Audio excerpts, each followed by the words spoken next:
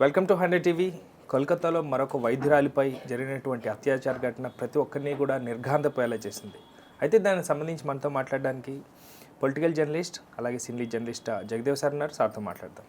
నమస్తే అండి. నమస్తే. సో కోల్కతాలో అది కూడా వరుసగా వైద్యురాలిపైన, వైద్యుల వృత్తి చేసే వాళ్ళపైన జరుగుతున్నటువంటి అత్యాచారాలను ఎలా చూడాలి, అండ్ ఇప్పుడు జరిగిన సందర్భం ఏంటి, అది ఎంతవరకు వాస్తవాలు ఏంటి సార్? ఈ మెడికల్ కాలేజ్ ఇష్యూ ఏదైతే ఉందో 3-4 నెలల కిందట జరిగిన దీని మీద భిన్న అభిప్రాయాలు అయితే వినిపిస్తున్నాయండి. ఇప్పుడు ఆయన నిందితుడు ఎవరైతే ఉన్నారో సంజయ్, ఆయన ఒక్కడే చేసిన ఘటన కాదు అని రకరకాలుగా సోషల్ మీడియాలో కూడా చాలా కథనాలు వచ్చాయి.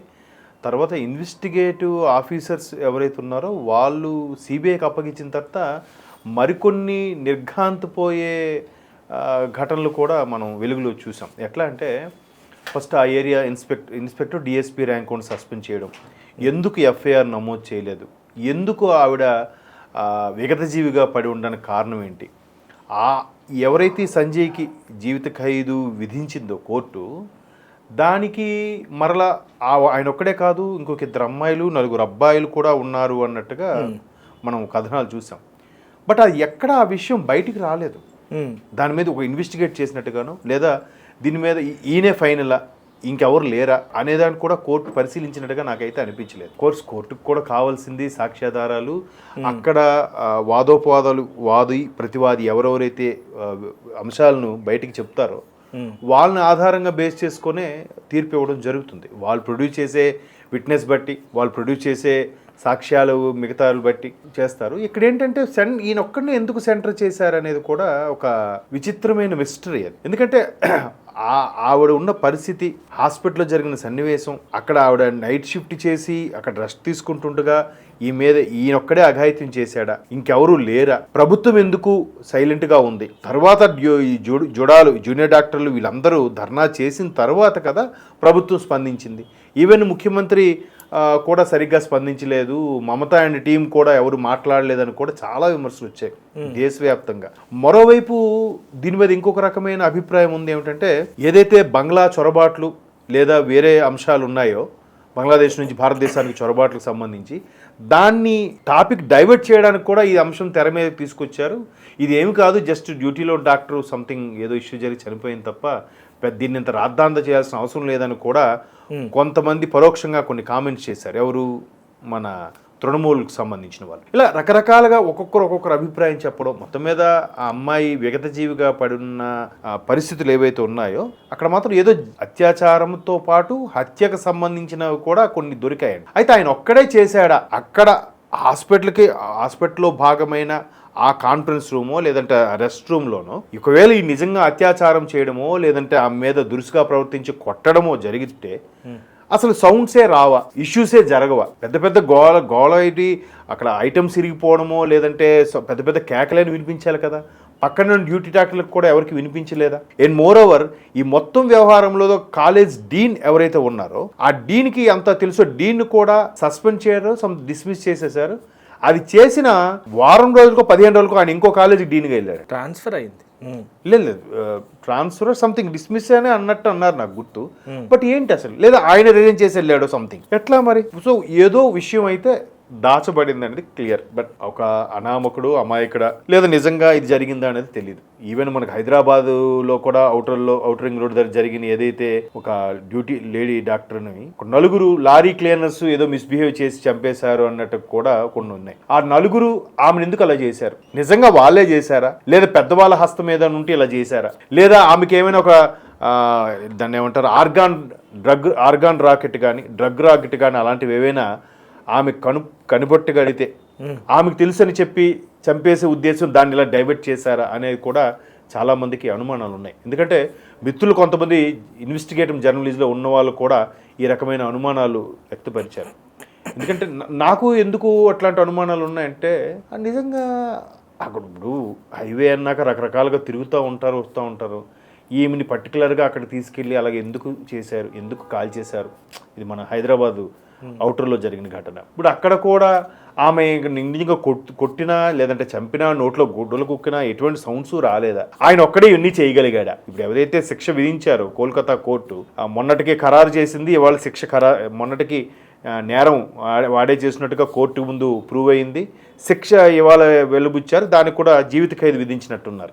ఒక 50,000 జరిమానా, జీవిత ఖైదు. అది కట్టలేని ఎడల మరి కాస్త ఖైదు పొడిగింపు ఉంటుంది. ఇంక జీవిత ఖైదులో ఇంక పొడిగింపు ఏముందిలేండి. సో ఇట్లాంటి సందర్భాల్లో ఆయన అదే చేశాడా, ఆయన ఒప్పుకున్నాడా అనేది రకరకాల అభిప్రాయాలు వినిపిస్తున్నాయి. మరోవైపు అతని యొక్క తల్లి కూడా నా బిడ్డ నిజంగా ఈ నేరం చేస్తుంటే ఆయనకి ఆ శిక్ష విధించండి, నా ఉరిశిక్ష తీసినా నాకు తప్పేం లేదన్నట్టు కూడా మాట్లాడు. బట్ ఇప్పటికీ డాక్టర్స్, కొన్ని మహిళా సంఘాలు మాత్రం కోర్టు విధించిన శిక్షతో తృప్తి పడట్లేదు. అండ్ మోరోవర్ ఎవరైతే ఈ కేసుకు సంబంధించి మిగతా 4 మగవాళ్ళు 2 ఆడవాళ్ళు ఇంక్లూడ్ అయి ఉన్నారు, మింగిల్ అయి ఉన్నారు ఈ కేసు సంబంధించి, వాళ్ళ వ్యవహారం ఎక్కడ ప్రస్తావనకు రాలేదు. ఒక కాలేజ్ డీన్ కాలేజ్ మారి వెళ్ళిపోయాడు. ఆ ఏరియా డిఎస్పీ కూడా సస్పెండ్ చేయడం జరిగింది.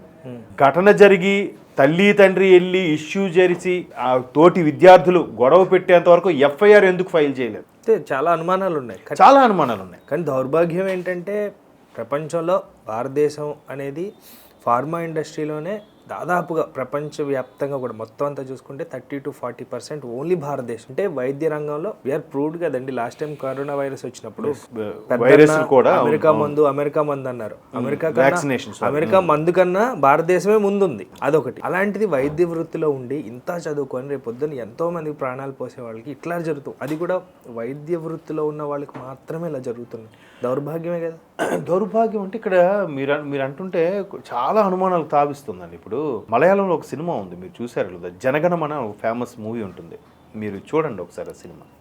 అందులో కూడా ఒక ప్రొఫెసర్ ఫిమేల్, ఆమె ఇలాగే అత్యాచారానికి గురై హత్య చేయబడుతుంది. ఆమె ఒక 4 వ్యక్తులు అత్యాచారాన్ని చేసి చంపేస్తారు. అది మనకి ఎంట్రన్స్ అలా చూపిస్తారు. ఫైనల్కి వెళ్ళేసరికి అది ఆ 4కి సంబంధమే ఉండదు. అంటే ఎక్కడో ఏదో ఇష్యూ మీద ఆవిడ ఫైండ్ అవుట్ చేస్తే దాన్ని ఒక దుర్మార్గుడు ఆ 4 ఒకరికొకరు సంబంధం లేని వ్యక్తులు 4 మాట్లాడి వాళ్ళతో తీసుకెళ్లి ఈ అమ్మాయిని చంపేసాము, తీసుకెళ్లి తగలబెట్టండి అని చెప్తారు. ఆ 4కి కనీసం డ్రైవింగ్ కూడా రాదు. సో ఈ 4 ఆమె కారులోంచి దించి తగలబెట్టేస్తుంటే ఒక జర్నలిస్ట్ చూస్తాడు. దురదృష్టవశాత్తు ఆ జర్నలిస్ట్ అక్కడ బండి స్కిడ్ అయి పడిపోతాడు అనమాట. సో అది చూసి మనోడు కథ ఊహించుకొని రాసేస్తాడు. ఒక అమ్మాయిని ఇలా తగలబెట్టేస్తున్నారంటే ఖచ్చితంగా అత్యాచారం చేసే తగలబెట్టారు అన్నట్టుగా ఆడు వాళ్ళ ఆఫీస్కి ఫోన్ చేస్తే ఆ ప్రెస్ ఎడిటర్ ఇంకా పోస్ట్ మార్టం రిపోర్ట్ రాకముందే she was raped and attempt to murder అన్నట్టుగా హెడ్లైన్స్ పెట్టి రాసేస్తారు. దీన్ని ఏదైతే పోలీసు విభాగంలో ఉండి విసిగిపోయి బయటకు వచ్చి ప్రాక్టీస్ చేస్తాడో ఆయన కేసు వాదిస్తాడు. అదే సినిమా కథ. అదేంటంటే ఆ 4 కూడా ఉరిశిక్ష విధిస్తారు. 4 కూడా ఎన్కౌంటర్ చేసేస్తారు పోలీస్ ఆఫీసర్. ఓహో, మహిళా సంఘాలన్నీ చప్పట్లు కొట్టేస్తాయి. చప్పట్లు కొట్టేసిన తర్వాత ఆమె మీద హ్యూమన్ రైట్స్ ఎక్స్ప్లెనేషన్ అడిగింది. ఎన్కౌంటర్ ఎంతవరకు కరెక్ట్, లేదా దుర్మార్గం చచ్చిపోవడమే కరెక్ట్ కదా అని పబ్లిక్ ప్రాసిక్యూటర్ వాదిస్తాడు. అప్పుడు ఈ లాయర్ వెళ్ళి ఆలే చంపారని గ్యారంటీ ఏంటి? అప్పుడు మూలాల నుంచి తీస్తే ఈ విషయాలని పాప 4కి ఏ సంబంధం ఉండదు. కానీ వాస్తవంగా ఇప్పుడు నిజంగా అలా జరిగితే బాగుంటుంది. కానీ అంత ల్యాగ్ అయితే కూడా ప్రమాదమే కదా. ల్యాగ్ అయితే ప్రమాదమే. కానీ ఇక్కడ ఒక్కడు ఎలా చేయగలిగాడు, సంజయ్ అయినా తన పేరు, ఒక్కడు ఎలా చేయగలిగాడు అనేది క్వశ్చన్ మార్క్. భిన్న క్వశ్చన్స్ వినిపిస్తున్నాయి. నీకేదంటే ఇప్పుడు వాళ్ళు కూడా ఏమంటారు, కోర్టు తీర్పిచ్చిందా, నువ్వు ఇంకా మాట్లాడుతావు ఏంటి, నీకు ఏదైనా అవకాశం ఉంటే మళ్ళీ కోర్టు కేసు ఫైల్ చేసుకో, కేసు తిరగదోడమని ఏదో అపీల్ చేసుకో, అయిపోయింది వదిలేసాను. అంతేలేండి, మీరన్నది కూడా ఒకంత ట్విస్ట్ లాగానే ఉంది.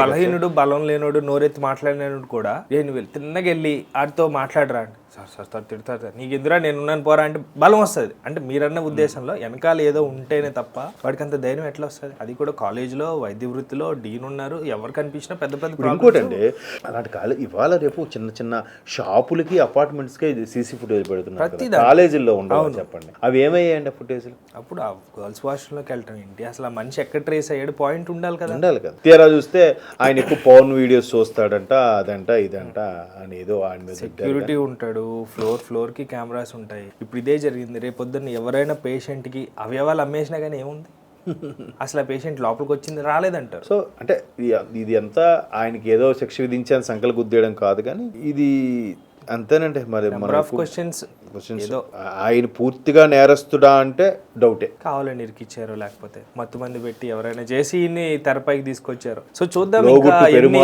అన్నట్టు కొన్ని రోజుల్లో నిజాలు ఏం తెలుస్తాయి. ఎందుకంటే కోర్టులో ఉంది, కేసు నడుస్తుంది. బట్ శిక్ష అయితే ఖరారు చేశారు కానీ వాస్తవాలు బయటకు రావాలి కదా. శిక్ష చేస్తాం అనేది మరి ఇంకా వచ్చినా రానివ్వరేమో.